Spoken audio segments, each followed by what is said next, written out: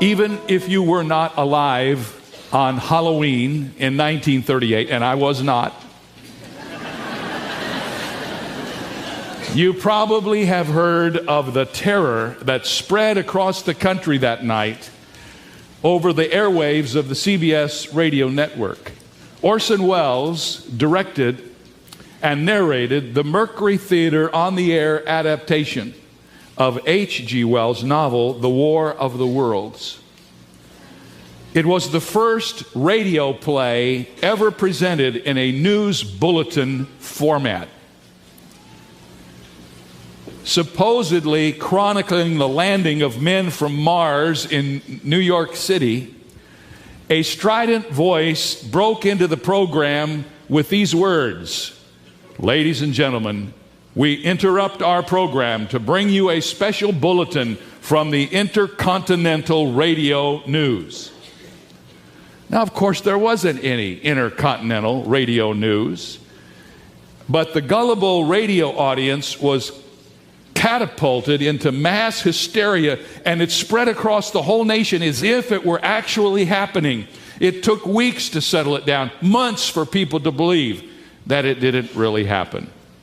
In fact, the reputation of the panic broadcast, which it became known as, has far exceeded the reputation of the book from which it originated. But The War of the Worlds was not H.G. Wells' only book about life-changing events on the earth. In fact, if history is any judge, it was certainly not the most important book he ever wrote. For in 1940, he published a nonfiction work called The New World Order.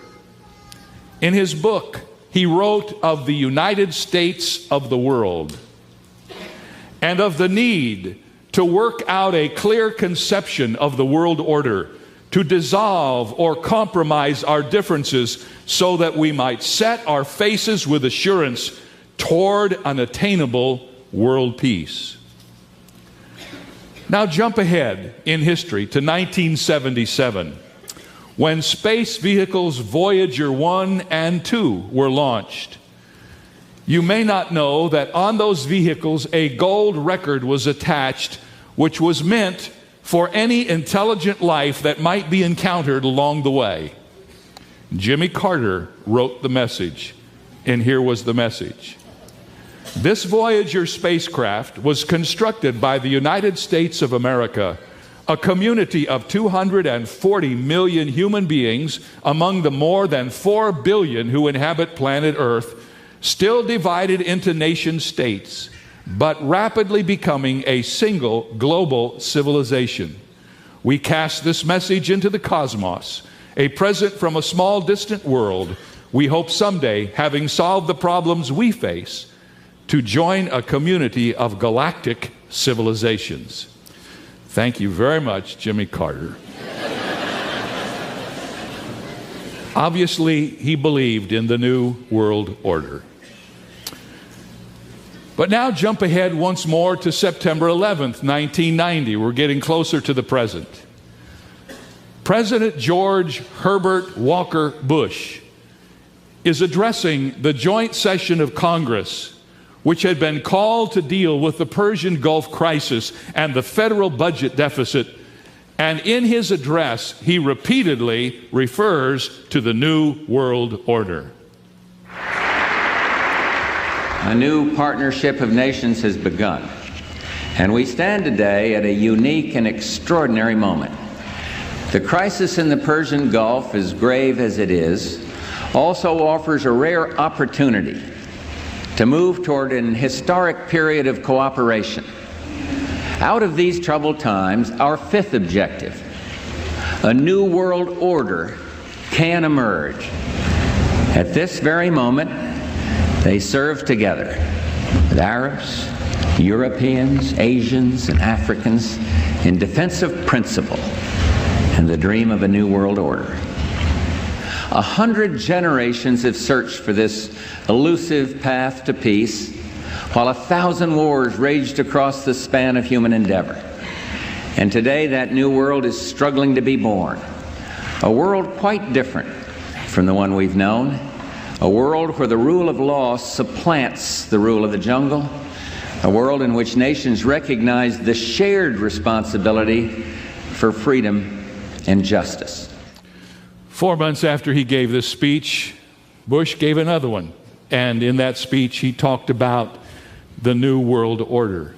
2 months after that speech, he gave another speech in his address to Congress commemorating a successful conclusion to the Gulf War. He once again talked about the New World Order. He said, "Now we can see a new world order coming into view." Ladies and gentlemen, in all of history, there has never been a greater advocate for the New World Order than George Herbert Walker Bush, a Republican.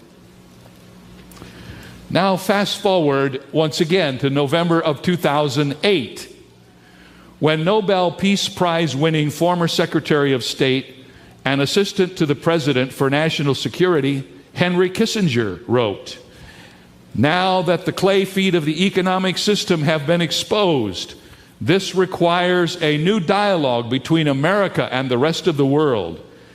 And then it's not just in the political realm.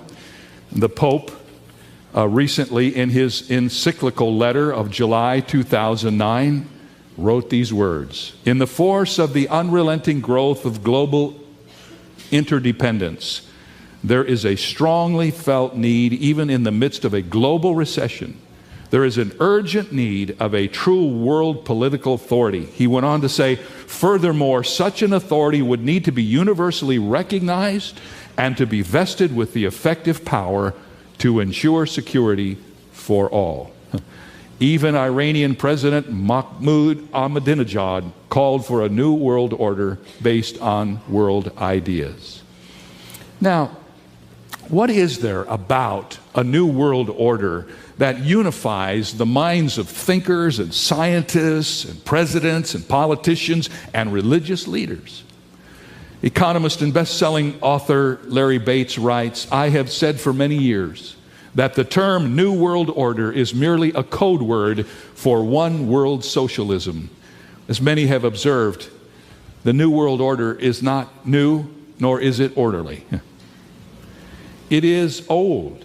It is built on a foundation of chaos and confusion that is as old as history itself. In fact, the first appearance of the New World Order is found in the book of Genesis. I've called this the ancient appearance of the New World Order.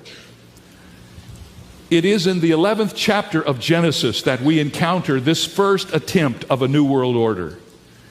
The post-flood civilization, after Noah's flood, is described as possessing a unity of language, a natural nomadic element that caused them to journey from place to place. And at last, according to the text, they came to the land of Shinar, which we are told was a very fertile land. It is the place where Iraq is today. It is the historic place of Babel. And the Bible says they decided to dwell there. And if you've read Genesis 11, you know that soon the leaders of this first New World Order decided to build a tower to celebrate their unity and their power. This picture on the screen is, obviously they didn't take pictures back then. So this is a painting by a man named Peter Bruegel, who conceptualized the kind of tower they probably built. And this is probably very close to what they attempted to build. The two idols of their heart in Genesis chapter 11 were security and significance. The security to control their circumstances, and the significance of creating a city and tower that would magnify their name. This was an act of rebellion against God, whose purpose concerning the nations is spelled out in Acts chapter 17. You know, God established the nations after the flood.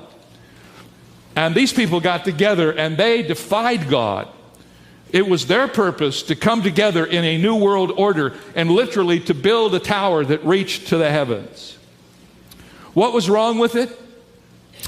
Well, Paul answered that question for us when he spoke to the Athenians in Acts chapter 17. I never really saw the significance of this passage before, but listen to what he said in Acts 17, 26 and 27. And God has made from one blood every nation of men to dwell on all the face of the earth. And God has determined their pre-appointed times and the boundaries of their habitation, so that they should seek the Lord in the hope that they might grope for him and find him, though he is not far from each of us. God scattered men and set the boundaries of their habitation, according to Paul, so that men would seek after God. But the people of Babel decided not to seek after God. They decided to seek their own self-interest, and relying on their own powers, they would reach up to God. This original New World Order was driven by pride and self-sufficiency and fear and rebellion. It was a clear echo of Satan's ambition, as described by Isaiah. "I will ascend into heaven," said Satan. "I will exalt my throne above the stars of God. I will be like the Most High." The men and women of the Babylonian culture, the first New World Order, decided to defy God's separation of the nations and come together and build their own world and become their own God. And God knew that this first attempt to build a new world order would succeed beyond the wildest dreams of its founders. And the danger of such a plan to future generations and the threat of this man-made order to the people of faith was so great that God determined to shut it down in its inception. And I love the way Eugene Peterson describes what happened as he paraphrases Genesis chapter 11. Here's what he says. God came down to look over the city and the tower those people had built. And God took one look and he said, "One people, one language. Why, this is only a first step. No telling what they'll come up with next. They'll stop at nothing. Come, we'll go down and garble their speech so they won't understand each other." Then God scattered them from there all over the world, and they had to quit building the city. That is how it came to be called Babel, because God turned their language into Babel. And there God scattered them all over the world. Prophecy student David Breeze has written, "I think we need to understand, people, that political internationalism is not the will of God. Nationalism is God's will. God believes in the sovereignty of nations, and he has ordained individual nations and not a complex of nations. When men try in their own unregenerate power to put together a complex of nations and make them cohere without God, then you have built into the complex the seeds of its own destruction. And that's exactly what will happen to the future world order that men are working on now." I had been reading Max Lucado's book on fear. This never happens to me. Read a book on another subject, and in that book there's something about what you're preaching on that has nothing to do with the title of the book. But lo and behold, in the midst of Max Lucado's book on fear are these words about the Tower of Babel. The nations that spread out after Noah's flood decided to circle their wagons. "Come, let us build ourselves a city and a tower whose top is in the heavens. Let us make a name for ourselves, lest we be scattered abroad over the face of the whole earth." Lucado writes, "Do you detect the fear in those words? The people feared being scattered and separated. Yet rather than turn to God, they turned to stuff. They accumulated and they stacked. They collected and they built. News of their efforts would reach the heavens and keep their enemies at a distance. The city motto of Babel was this: the more you hoard, the safer you are. So they hoarded. They heaped stones and bricks and mutual funds and IRAs and savings accounts." I don't think so. "They stockpiled pensions, possessions, and property, and their tower of stuff grew so tall they got neck aches looking at it. 'We are safe,' they announced at the ribbon-cutting ceremony. 'No, you aren't,' God said. And the Babel builders began to babble. The city of one language became the glossolalia of the United Nations without the interpreters." Doesn't God invoke identical correction today, wrote Lucado? "We engineer stock and investment levies. We take cover behind the hedge of hedge funds. We trust annuities and pensions to the point that balance statements determine our mood levels. But then come the Katrina-level recessions and the downturns, and the confusion begins all over again." In this first New World Order at Shinar, mankind builds a city and a tower to distance themselves from God and assert their independence. However, the Bible ends with the New Jerusalem coming down to earth from heaven so that God can be with his people. The ancient appearance of a new world order. This stuff we're dealing with right now began in Genesis chapter 11. Can you get over it? So now let me tell you about a modern attempt at a new world order. Our current attempt at a new world order is symbolized by the United Nations, headquartered in New York City. Now, you may not know this, but we fund that organization more than any other nation in the world. At the same time, we are at the wrong end of the criticisms of every nation that's a part of it. Kind of a strange thing. Now, the United Nations is an interesting picture of the New World Order. For instance, there's an 18-acre campus within the city of New York. It is actually international territory, the sovereign territory of the world, not the property of New York, not the property of New York State, and not the property of our nation. It exists in a vacuum in the city of New York. And it's interesting if you visit the United Nations to see how much of biblical stuff is there. Totally misunderstood, but there nonetheless. For instance, there's a mosaic called the Dove of Peace given by the Vatican. There is a peace bell from Japan. There's a statue called Let Us Beat Swords into Plowshares from Russia. Here's my favorite. There's a bronze .45 caliber revolver twisted into a knot, a gift from Luxembourg.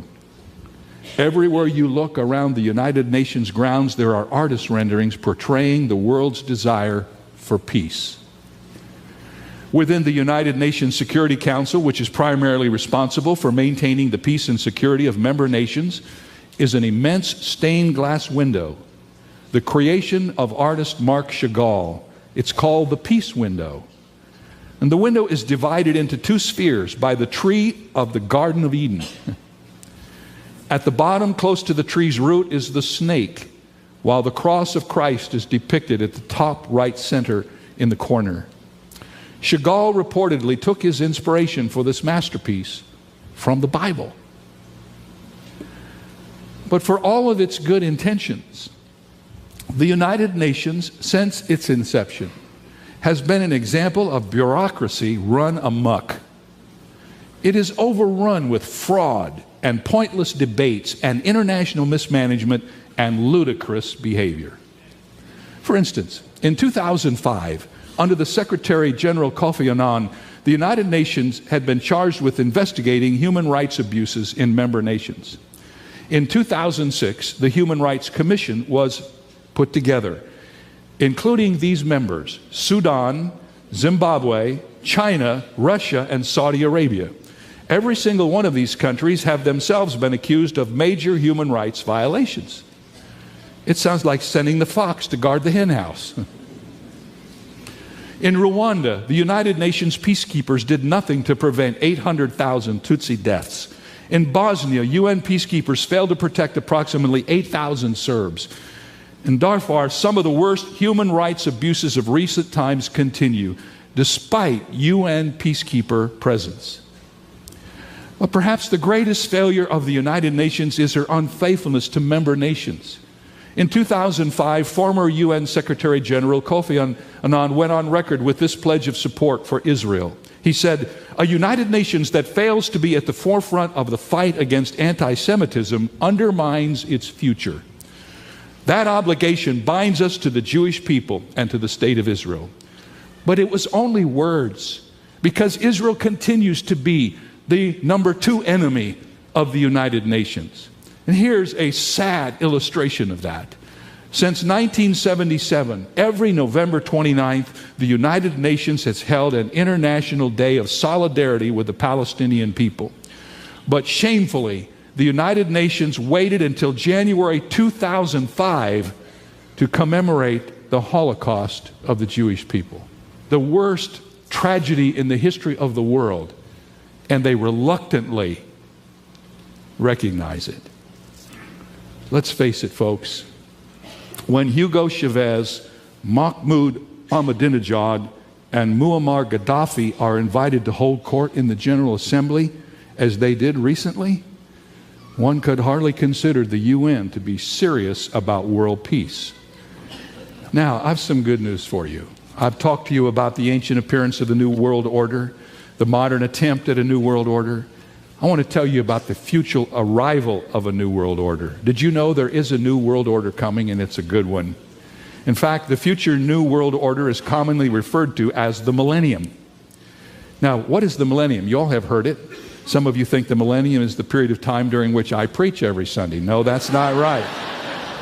The millennium is made up of two words, mille and annum, which means 1,000 years. So the millennium is a period of 1,000 years. And it will take place, now watch this, we're in the period of grace right now. The next event on the scene is the rapture of the church when Christ comes to get all of his saints. Then there's 7 years of tribulation on the earth. And at the end of that 7-year tribulation, Christ will come back with his saints and set up his kingdom on this earth. And he will rule and reign on this earth for 1,000 years. 6 times in Revelation 20:1-7, you will see the words 1,000. After humans have exhausted every way to create peace and to govern themselves apart from God, after they have tried everything from the Tower of Babel to the United Nations, Jesus Christ will come to this earth and set up his government over all nations and peoples, and at last the world will live in peace. Many passages in the Old Testament describe this as a period of peace which will extend even to the animal kingdom. Those of you who worry about whether your pets go to heaven, I don't know, but God has a plan for them in the millennium, so hang on. According to the prophet Isaiah, lambs will be able to live in peace with wolves. Goats will live in peace with leopards. Calves will lie down with lions. And cows and bears will be friends. And little children will be able to play near poisonous snakes and not be in danger. You want to read about it, it's in Isaiah 11. This 1,000-year reign of Jesus Christ, this final arriving New World Order, will bring an end to all war. Isaiah 2:4 says, they will beat their swords into plowshares, their spears into pruning hooks. Nation shall not lift up sword against nation, neither shall they learn war anymore. At last there will be a time of peace when war will be no longer a term in our discussion. And Jesus Christ will rule and reign over the whole world. The Bible says the millennium will be a time of justice and prosperity. Psalm 72 speaks of the people of righteousness and justice being brought to the poor of the people and children of the needy. You talk about the good days. God has a plan for us. But he is the only one who can bring it to pass. He is the only one who can create this peace. And one of the things that is happening now is we're just going through the motions of demonstrating for the whole world how impossible it is to have peace without God. During this period of time, we're told that King David will be resurrected from the dead, and he will be a co-regent with Jesus Christ. He will reign alongside of Jesus Christ during the millennium. And not until that time will there be a new world order, and any attempt to create world peace before then is doomed to failure. Now, that is an issue that creates some tension for a lot of Christians, and so let me see if I can unravel it. Does the Bible not say that you and I are to be people of peace? In fact, Romans 12:18 puts it this way. Romans 12:18 says, if it is possible, as much as depends on you, live peaceably with all men. That is certainly a good instruction given to each of us individually, but it's not a national instruction. Do we want to have peace? Yes. But in a world that is fraught with sinfulness and evil and the desire to control, peace is only possible in a world like ours through strength. We are safe today because we are strong today. As we allow our strength to be taken from us through decisions that are made in order to make us more acceptable to the politic of the world, we will become not more safe, we will become less safe. I have written down in my notes somewhere a little statement somebody gave me years ago that goes like this: prize fighters and linebackers don't get mugged. And you know, it's an important thing for us to remember that the reason we're safe today in this hostile world is not because everybody loves us, but because everybody fears us. And we are safe because we are strong. I hope we never lose sight of that. And we're going to find out in the near future whether or not that will prevail. Should we be men and women of peace? Yes. Should we try to work out peace? But you see, one of the things about peace is peace demands concession. And there is a peace that we can create that gives away everything that's worthwhile to us. And we must be careful that we do not do that. So why is it that we should not pursue a one world order and make it our objective as a nation? Here's the first reason. The New World Order promises a peace it can't produce. Did you know that? Worldwide peace, nothing's more longed for than peace. We all want peace. Human wisdom cries out for peace, and the only hope for the survival of our world. We all want peace, but there is no peace apart from God. After all the years and all the attempts at peace, we find ourselves at war. We've been at war almost continually.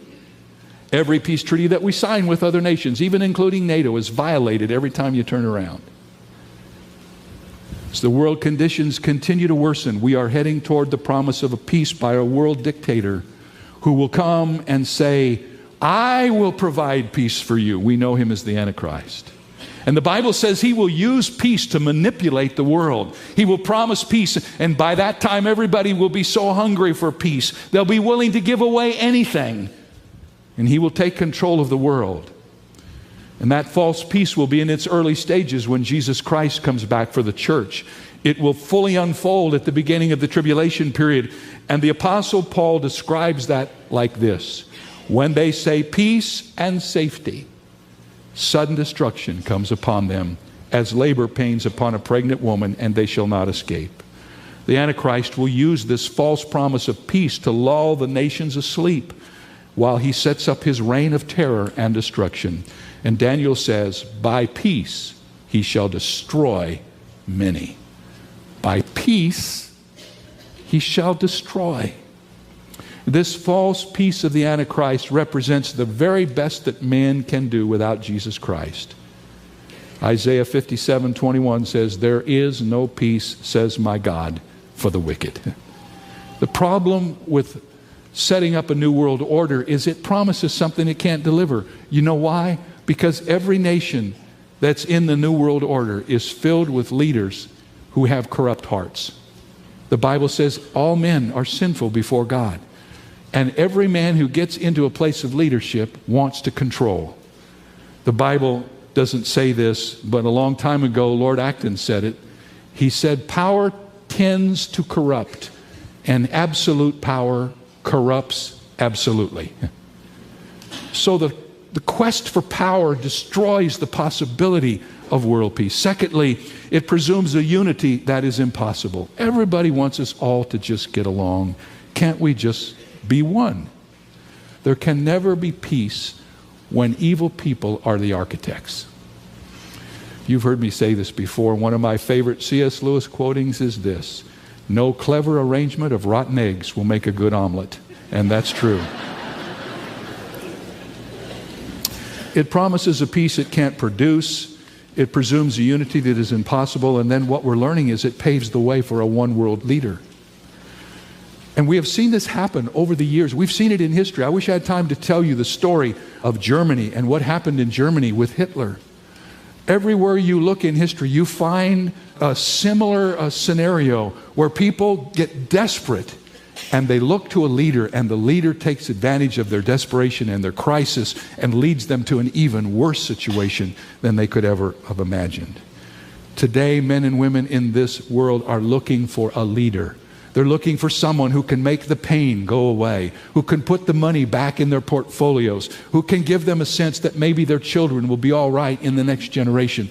And as many of you know, they care not about the nature or the heart of the leader as long as he can deliver on his promise. And the Bible tells us in Daniel 7 and Revelation 13 that such a leader is coming. He will come upon this world with great charisma. He will be physically attractive, an outstanding orator, a man of great cruelty, and a spiritual bent as a cultic leader, and he will take control of the world, and they will be eating out of his hands. And we know this world leader as the Antichrist. Finally, we cannot pursue a world order today because it promises a peace it can't produce, presumes a unity that's impossible, it paves the way for a one world ruler, and then fourthly, it produces the roadmap for a global economy. In the midst of our current global financial crisis, Nicolas Sarkozy, president of France, said, "We have attempted for years to achieve something. The crisis must be used as a chance that history does not repeat itself. We need," said Sarkozy, "we need an answer to this crisis." And according to him, that answer is in a man who can help us renew the global framework of our economy. The New World Order is all about the consolidation of power. That's what it's all about. It's about bringing everybody together so that one person can control everything. That only works if the one person is Jesus Christ. You can trust him. He never fails. He never outpromises. He never does not do what he says he will do. He has never before in history sinned. He is the perfect ruler for a new world order. And while we are watching what happens in our culture today, we need to be very vigilant as the people of God. Not to just grab hold of the sound good stuff, the feel good stuff, but to step back for a moment and say, is this contributing to our nation or is this contributing to the world? Are we concerned about the world? Yes, but God has called us here. We are in our boundaries according to Acts 17. We're living in our zone, and this nation has been great because the people of this nation have taken seriously the importance of building a strong nation with integrity that could manage itself in the world. We are not by any means the largest nation, but we are the most powerful nation in the world, and there's a reason for that. We have not been globalists. We have not been internationalists. We have been nationalists. And somehow what's happened to us in these last years is we're losing the sense of our national pride. And people are angry about it. And tea parties are happening everywhere because they begin to sense that we're pulling out of the fabric of our nation the very thing that made it what it is today. When somebody's got to stand up and say, that's enough. We are a nation under God. Do not take that away from us. In God we trust is on our money. Do not take that away from us.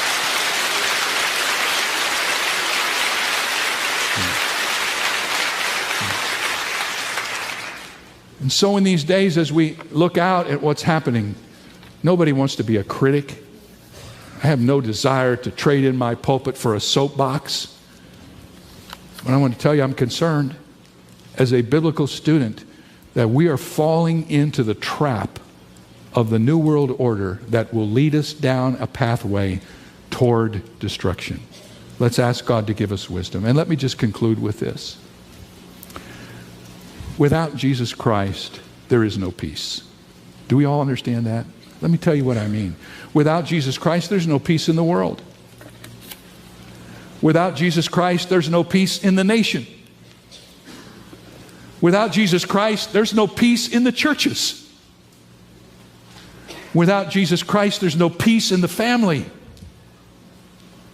And without Jesus Christ, there's no peace in your heart. If you don't know Jesus Christ, you can't have peace. Not lasting peace. Oh, you may have moments of the loss of anxiety, but you will never have lasting peace. Jesus Christ is called the Prince of Peace. Say that with me. The Prince of Peace. He is the Prince of Peace for the world. He's the Prince of Peace for the nations. He's the Prince of Peace for the churches. He's the Prince of Peace for your family. And He's the Prince of Peace for your heart. And if you don't know Him, it begins at the end of my list, you start finding peace in your heart. And then you discover it starts to bring peace to your family. And then your family becomes a part of a church, and you bring that peace to the church.